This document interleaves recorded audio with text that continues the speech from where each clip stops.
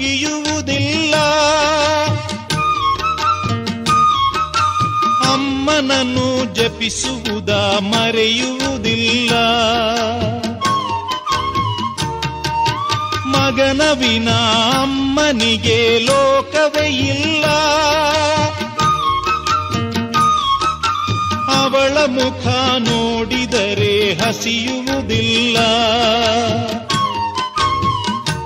ನನಗೆ ಗಾಯ ಆದರೆ ಅವಳು ಅತ್ತು ಕರೆವಳು.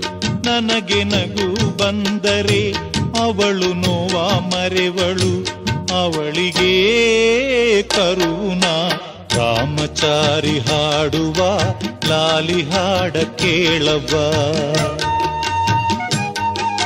ನೀಲಿ ಬಾನಿ ನೂರಿಗೆ ಬೆಳ್ಳಿ ದೀಪ ನೀನವ್ವ.